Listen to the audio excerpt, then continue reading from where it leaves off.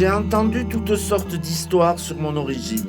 Celle qui raconte l'aventure d'une fourmi courageuse à celle du renard tombé du ciel et remplissant le sol de graines. Mais aujourd'hui, je vous raconte comment un Tinku, une rencontre entre les peuples, a amené sur Terre une nouvelle plante qui accompagnerait la vie à chaque instant. Je m'appelle Sarah Chorliou et voici ma version de l'histoire. Je vous présente mon Aïou Charkas, des guerriers experts dans leurs tirs de flèches qui traversaient le ciel, et aussi de mon mari bien-aimé, Wairou de Aïrou de Chayanta, qui manie les meilleures frondes de tout le pays Kolyana. Mon amour fort et frais n'est qu'un petit remède au milieu des conflits qui existent entre nos peuples.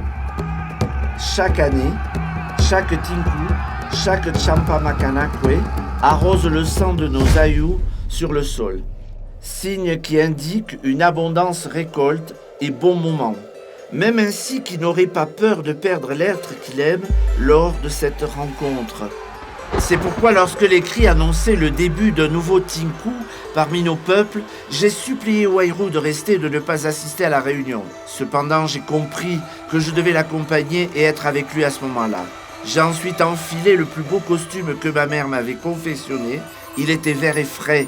J'ai tressé mes cheveux et souriant, j'ai assuré à Wairou que je serais à ses côtés à ce moment.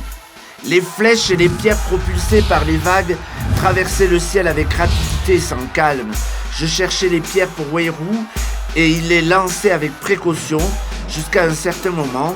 J'aperçois du côté opposé un visage qui me laissait le souffle coupé. Mon père, le meilleur archer de Charkas, avait tiré une flèche qui m'avait touché la poitrine. Je tombais en cherchant une dernière fois le soleil dans le ciel, pendant que mon père et mon bien-aimé Wairou arrosaient le sol de leurs larmes. Mais ne souffrez pas, car l'histoire ne s'arrête pas là. Car peu de temps après, grâce aux larmes des deux peuples et à la terre de nos ancêtres, une plante de la couleur du costume que je portais, verte et fraîche, a commencé à germer de ma poitrine. Elle a ensuite fleuri en forme de flèche, et quand elle s'est ouverte, on a vu à nouveau le ciel. Ce nouveau fruit a souri avec de belles dents, au goût sucré comme des souvenirs, aux mémoires de notre maman Sarah.